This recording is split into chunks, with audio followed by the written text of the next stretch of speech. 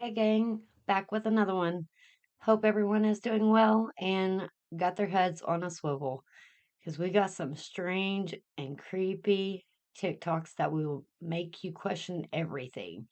But before we get to the videos, if you could hit that like button, hit that subscribe button, it helps this channel grow and reach people that it needs to reach and open their eyes also. And remember, this is for entertainment purposes only. Do your own research. Question everything. Now, let's dive in. It's citizens for suspicions of a crime. It's called an investigation.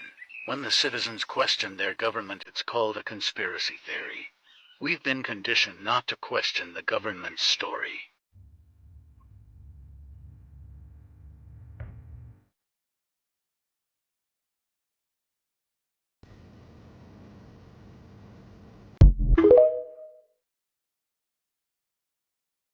Crashed into the Hudson River on a tourist tour. Everybody's life was lost on that aircraft, and let's take a look at what led up to this incident, and then I'll give you some of my thoughts on what happened. New York 39 is Victor at the back of the statue looking for a Bravo tour information pop-up. New York 38 near Tower, squawk the street, radar contact 700, traffic about a quarter mile east westbound indicating 600. We cleared in at 1,500, altimeter 3033. So 1,500, this is New York 38. Let's talk about the lead up to what happens here in this incident. This Bell helicopter is taking tourists on a tour of the Hudson River, and I've actually done this very tour before, not in a helicopter, but in a T-34 Bravo with a friend of mine. And there's a VFR corridor, visual flight rules up and down the Hudson River, so you have to stay below the Class B airspace, and Class B airspace looks like this. And you have to be at 1,300 feet or below, but as long as you're below that airspace, it's called a Bravo tour, right, for that Class B airspace. So they'll keep these airplanes down below that certain altitude, and most of them are at 600 to 1,000 feet as they fly up and down the Hudson. On the one side is Manhattan, on the other side is New Jersey, and then as you go farther up the Hudson River, you actually get out into some beautiful green spaces up there. This helicopter tour doesn't go very far. It goes up to the George Washington Bridge and turns around and comes back, and then something catastrophic happens at that point.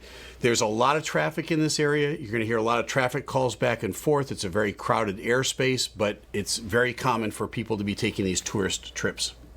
Okay, just confirm, is it 39 or 38? The code's 39. Actually, yeah, 39. So the helicopter just got the wrong call sign. I do that sometimes in my airplane. I get it wrong, and then they just corrected it. New York 39, Roger, LaGuardia 2605. Okay, first of the traffic calls, maintain visual separation. We heard that same call in the DCA crash, maintain visual separation. The helicopter then will receive that, or they'll accept that. As they do that, now the contract is kind of confirmed. You got the traffic. Yep, we're going to keep visual separation of that same traffic. LaGuardia, thank you. Hudson LaGuardia, New York 39, back with you for Bravo tour. New York 39, LaGuardia South 3032, Bravo tour approved. So the LaGuardia air traffic controllers talk to these guys numerous times a day, and their Bravo tour's back, and this guy's headed north up the river. He's going to make it to just past the George Washington Bridge, and then they're going to turn around and come back towards the Statue of Liberty. New York 39, traffic 23 o'clock, and that's 2 miles southeastbound, helicopter 1,300 heads on the site. Another traffic call. New York 39, looking for that traffic. Could I also get that check out? New York 39, leaving the Bravo, ready to turn at Scorpion 4, frequent approved traffic, full facing north south 15 helicopter. So he says, can I also get a checkout? What's he asking there when he says that? He's asking for VFR flight following. So he's not on an instrument flight plan where it's a prescribed route that you have to go. He knows he's supposed to stay below that 1,300 feet. He knows he's going to go up and down the Hudson River corridor, but he wants a radar facility, or LaGuardia in this case, to follow him. And if they have the time, and they will then give him traffic calls. They've been doing that up to this point. So they just confirmed now with New York 39 that they're going to follow him and they're going to call traffic. So that's very nice. It's a kind of a safeguard for mid-airs. Got that traffic to side, maintain a visual set, New York 39, thanks for help.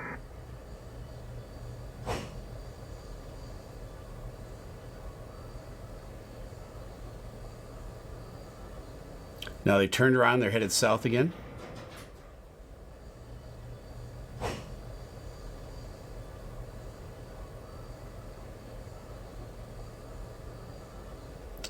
Okay, at some point now they're approaching the entrance to the Holland Tunnel. And just basically even less than a quarter mile away from that, something catastrophic happens with this helicopter. There is no radio communication. They don't even have time to get a call out. The conjecture is that either they hit something or somehow maybe the rotor on the aircraft came apart. Here's how a helicopter works.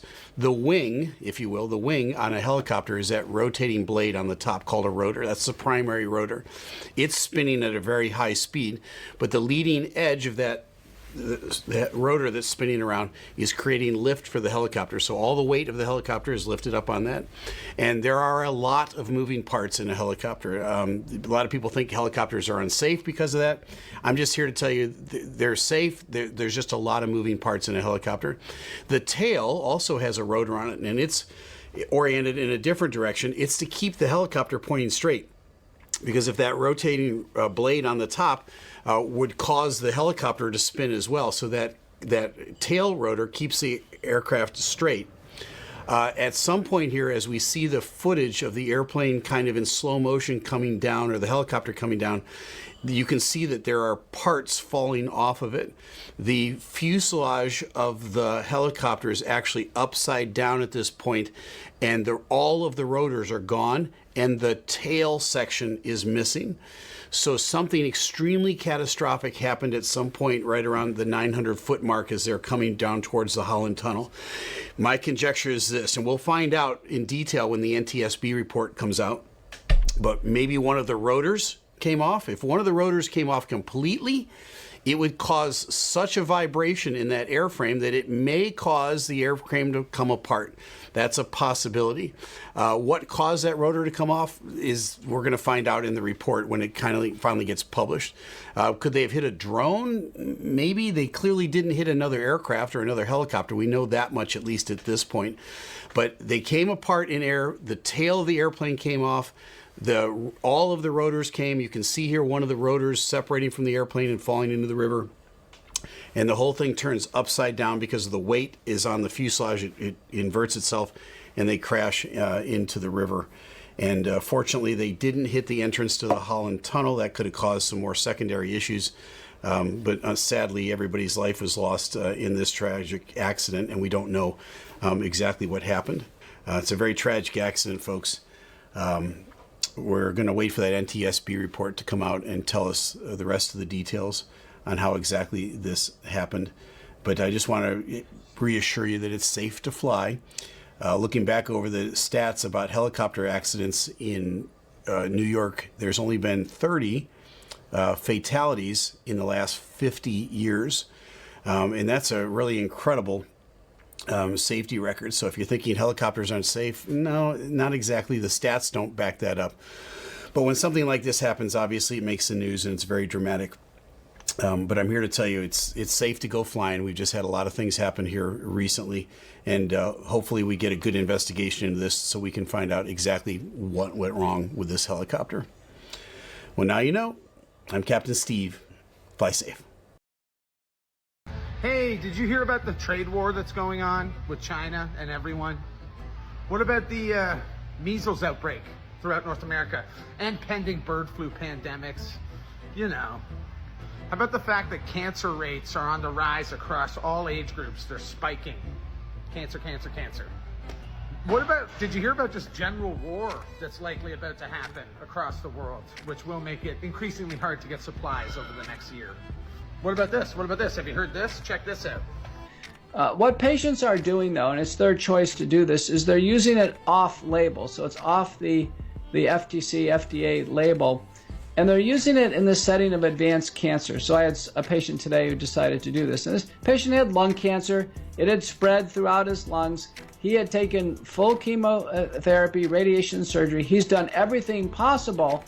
And now the data are emerging that these anti-parasitic agents may have anti-cancer effects. Okay, guys, so go hit the link in bio. Use promo code 4REAL. You're going to get 10% off. your med kit.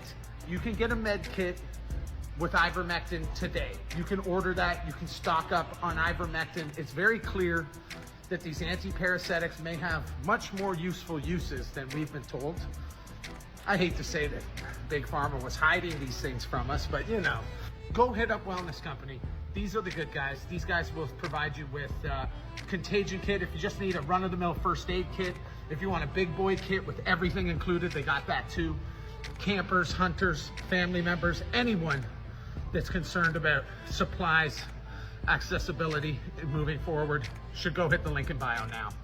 And yeah, I'll say it again. You can get your hands on ivermectin today through Wellness Company, through the link in my bio. What are you waiting for? Peace. Oh, hey, it's me again. More crazy shit about the helicopter crash. Let's get into it. Honestly, I hate that these things, it's like I don't even want to approach it. I let this kind of marinate for a couple days. This is sus. Let's look at some pictures, shall we? Here is the picture that the family posted.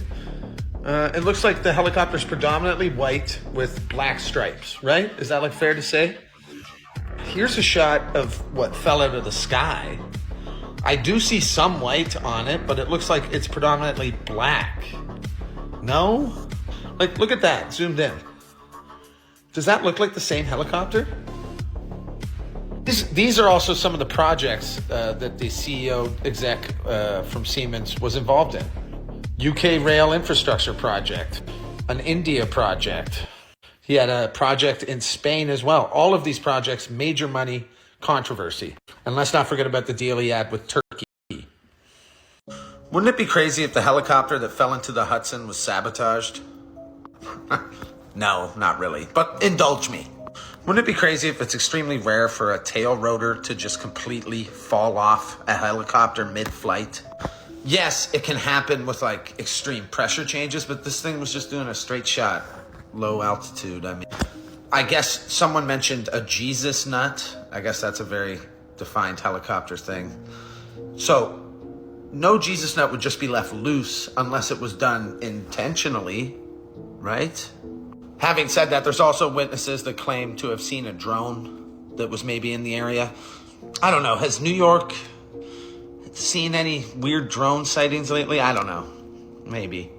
Wouldn't it also be crazy if the Coast Guard, as shown by friend of the channel War Deadpool, shout out over on TikTok, the Coast Guard was about 2 miles from the crash site when it went down.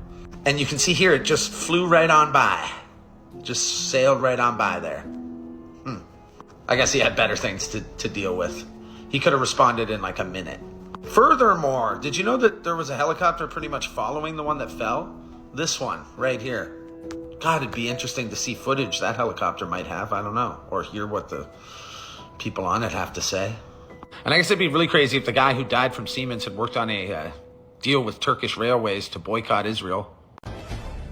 Hey, Carl, so the president's ever-changing tariff policies are playing a little havoc here with the effort to measure inflation expectations among the public. The New York Fed, their survey of consumer expectations out with the much-followed inflation expectations up 0.5 point on the 1 year, unchanged on the 3 year, and 2.9 down a tick on the 5 year. But don't get too excited because this survey was conducted before the April 2nd so-called Liberation Day. You can see there it's March 1 through the 31st. The New York Fed also saying that price expectations for food surging higher along with medical care and expectations for rent increases. Expectations for gas increases fell. And this is worrisome here, the probability of a higher unemployment rate jumping 4.4% to 44%. That's the highest since April 2020, so there is some concern out there about jobs. Now, here's the last week's University of Michigan survey conducted after the April 2nd tariffs, but before the April 9th repeal. So not all entirely clear. You can see they surged a lot. New York Fed and the New Michigan, they're pretty close. They usually run together. Unclear how this survey would have looked after that April 2nd Liberation Day. Guys? Have you ever heard of the Anunnaki? These ancient beings from Mesopotamian mythology have been the subject of much fascination and debate in recent years. But what if I told you that some people believe the Anunnaki were real and may have actually played a role in human history? According to this theory, the Anunnaki were a group of extraterrestrial beings who came to Earth thousands of years ago. They were said to be highly advanced, possessing knowledge and technology far beyond anything humans of that time could comprehend. But what did they want with us? Some believe that the Anunnaki were responsible for creating humanity, using genetic engineering to create a hybrid race of humans and their own species. Others believe they simply visited Earth to mine for resources, and may have even taught ancient civilizations like the Sumerians advanced techniques like agriculture and metalworking. While there is no concrete evidence to support the existence of the Anunnaki, their legend has persisted for centuries. Whether they were real or simply a myth, their story continues to captivate and inspire those who seek to understand the mysteries of our past. Who is Heket in Egyptian mythology? An ancient Egyptian goddess, Heket embodied fertility, childbirth, and regeneration. Her worship flourished throughout Egypt, particularly during the Middle Kingdom, circa 2055 through 1650 BCE, and continued into the Greco-Roman period. Primarily depicted as a frog or a woman with a frog's head, she symbolized life emerging from the Nile's fertile waters. As a birth goddess, Heket ensured safe deliveries, protecting mothers and newborns. She also played a role in creation myths, often alongside Khnum, who molded humans on a potter's wheel, with Heket breathing life into them. Her association with the life-giving Nile solidified her connection to abundance and rebirth. Amulets bearing her image were common, especially among women seeking fertility or safe childbirth. Her enduring presence in Egyptian religion highlights the culture's deep reverence for life and its cyclical nature in Egyptian mythology. Anubis, the god of death in Egyptian mythology, was known as the protector of tombs and the guide of souls to the afterlife.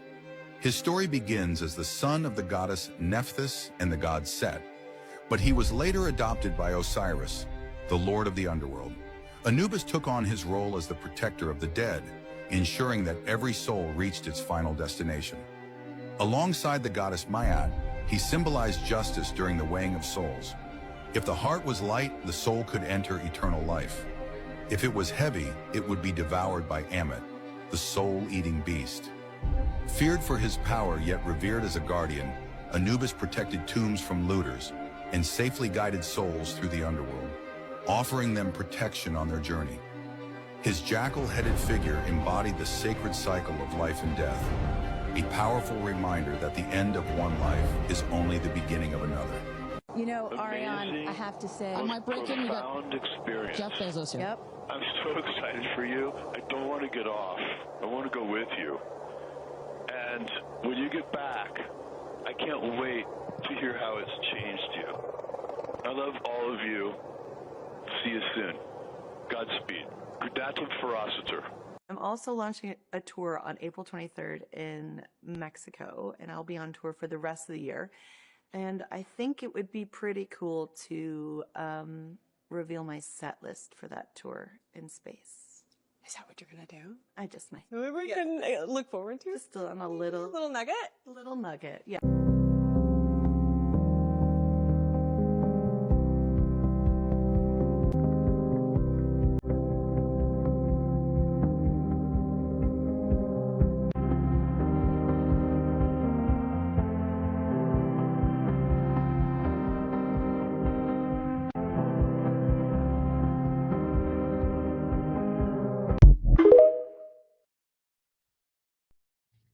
What's everyone's thoughts about the all-female crew that went to space? What's your thoughts on it? Well, let me know in the comments. I feel like it was a game to some of them. Like it wasn't serious, it was a mockery. Let me know how you feel. A mysterious triangular tower at Area 51 has been discovered on Google Maps, and people are speculating it could be alien technology. The imposing sci-fi-worthy structure about 80 miles northwest of Las Vegas is circulating online after being spotted on Google Maps. On social media, people have compared it to a skyscraper, an exhaust vent, and even a Dyson air purifier. But its location at Area 51 is leading conspiracy theorists to speculate that it is somehow involved in alien contact. After a shot of the tower was posted online, one user said, "It's where the aliens test their various white powders." Someone else posted, "Obviously alien technology. It pops out when the Earth is done. Facebook users also joked about the identity of the tower, with one person calling it a new version of Jenga, the popular British board game. Yet another said, "The aliens are like, we can help you out, but we can't work in those square things you humans work in. We need our tall triangle-shaped building." Do you think aliens are among us? Last week, we got tons of good questions about trade wars, and they are not two nations physically hurling goods and products at each other. They do this through tariffs. And that is a tax that consumers pay on foreign goods. That was Jacob Bogage, our congressional economics correspondent, and I asked him all about trade wars. But the first thing I wanted to know was a definition and some real-world examples. What a trade war is when countries retaliate against the United States with their own tariffs. So President Trump imposes a tariff on Canadian imports, and Canada retaliates with a tax on American imports, and back and forth and back and forth. But if trade wars can raise prices on this many goods, why do it in the first place? I'm going to let Jacob answer that question because I am setting up my tripod. In theory, is to incentivize consumers to buy goods that are made in America. So in order to buy American-made products, America has to make them. So let's take cars, for example. The administration just announced a brand new tariff on cars. But the U.S. does not have the manufacturing base or the workforce to keep up with demand. So we could very well see a timeline where there are less cars in the U.S. and the cars that we do have are more expensive. So, Jacob, final question. Who wins a trade war? There really isn't any winner in a trade war. There's just a big loser, and that's consumers, because the price of goods keeps getting more expensive. Look, I'm not going to be long, but this is what I want to say. This country faces some very difficult challenges. And the future of what happens to America is dependent upon your generation. Now, you can turn away and you can ignore what goes on, but if you do that, you do it at your own peril. We need you to stand up to fight for justice. To fight for economic justice, social justice, and racial justice. Now, we got a president of the United States who... I agree. He thinks that climate change is a hoax. He is dangerously wrong. And you and I are going to have to stand up to the fossil fuel industry and tell them to stop destroying this planet. All over this country, not in California, not in Vermont, where I'm from, but in Florida, where Maxwell is from, many other states, politicians are trying to take away a woman's right to control her own body. We need you to stand up and fight for women's rights. We have an economy today that is working very well for the billionaire class, but not for working families. We need you to help us to create an economy that works well for everybody, not just the 1%. We have a healthcare system that is broken. We are the only major country not to guarantee health care to all people. We need you to stand up to the insurance companies and the drug companies and understand that health care is a human right. Now I'm here to introduce Claro, not just because they are a great band, not only because Claro at the age of 13 posted videos on the internet as a singer-songwriter. I'm here because Claro has used her prominence to to fight for women's rights, to try to end the terrible, brutal war in Gaza where thousands of women and children are being killed. So I want to thank Clara not only for being in a great band, but for the great work she is doing.